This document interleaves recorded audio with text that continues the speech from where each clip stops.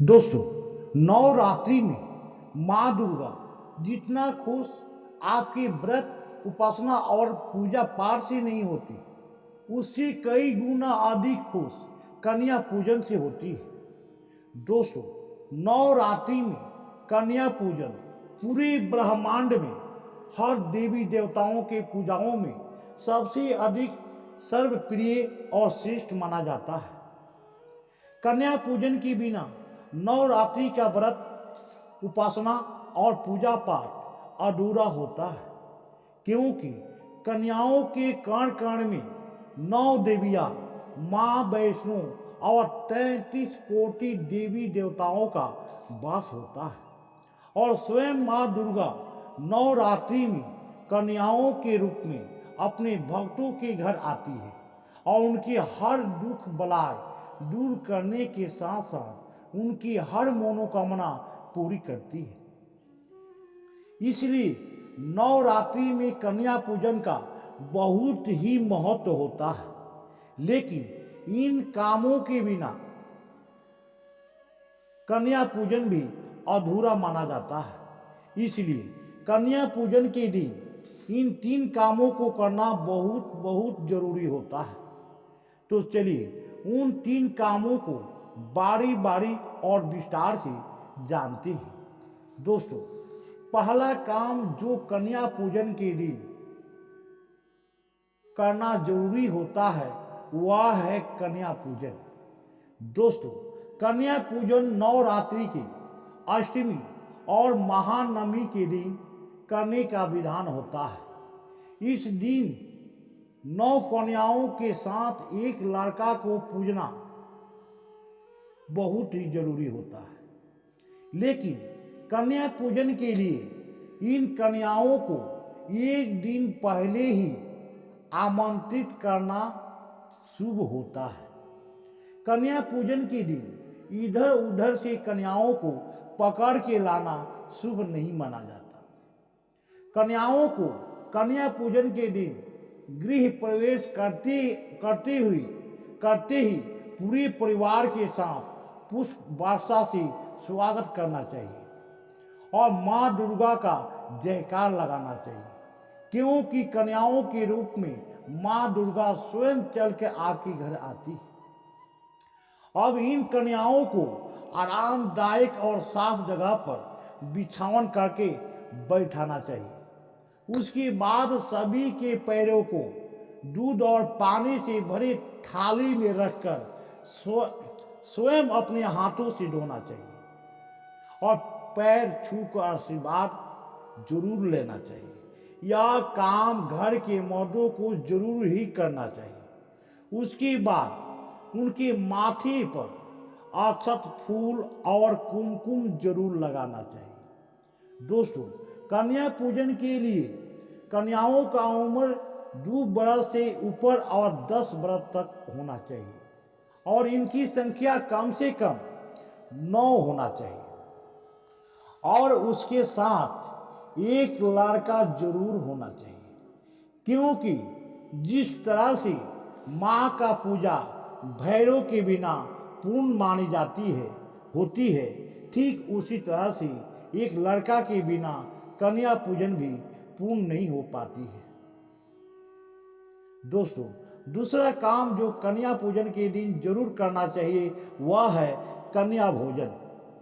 दोस्तों, नवरात्रि में कन्या पूजन के बाद कन्या भोजन बहुत बड़ा महत्व रखता है। कन्याओं को वही भोजन खिलाना चाहिए जो माँ दुर्गा को प्रिय होता है। उसमें से पहला चीज है पूरी।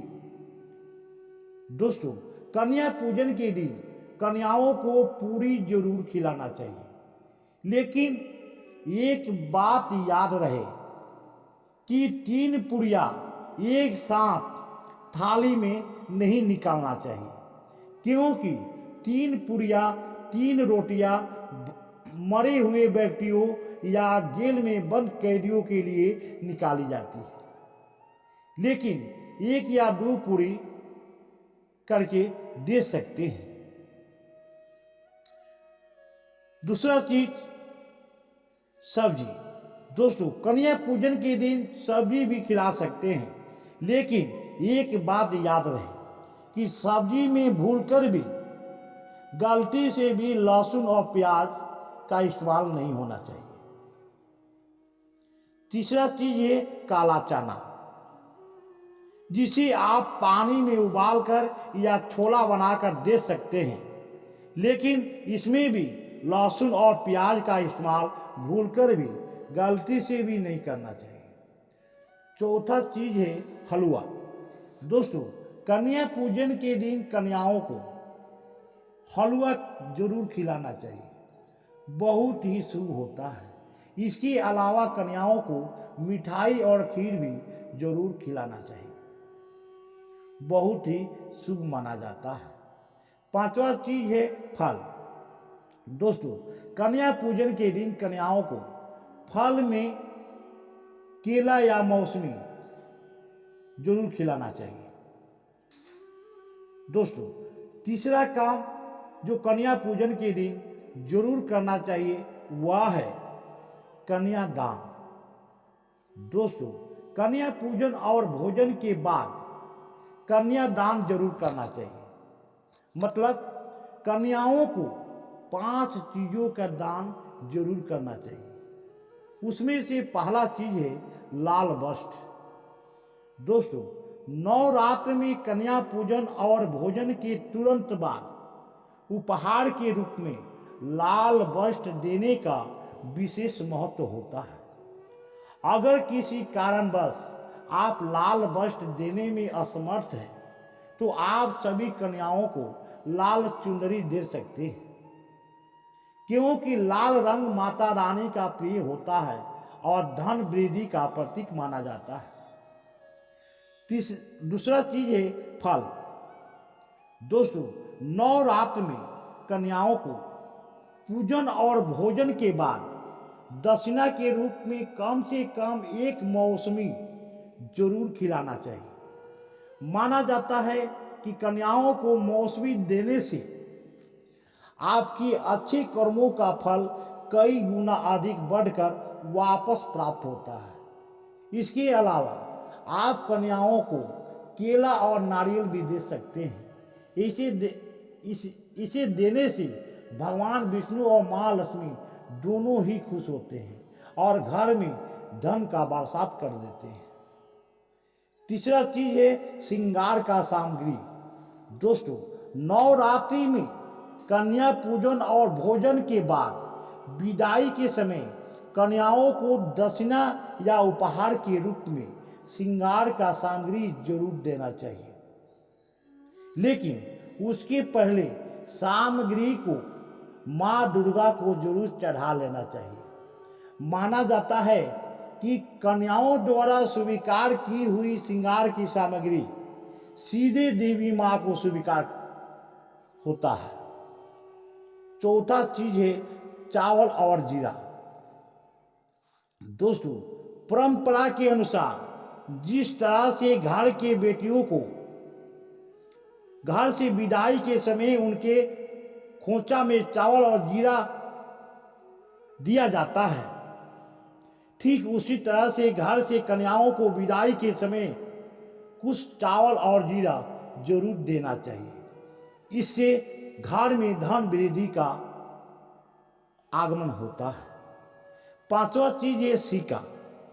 दोस्तों, शास्त्रों के अनुसार कन्याओं को भोजन कराने के बाद घर से विदाई करते समय दक्षिणा के रूप में कुछ रुपयों के साथ साथ एक सिक्का जरूर देना चाहिए। ऐसे करने से घर में धन की वृद्धि होता है, धन का भंडार कभी खाली नहीं होता।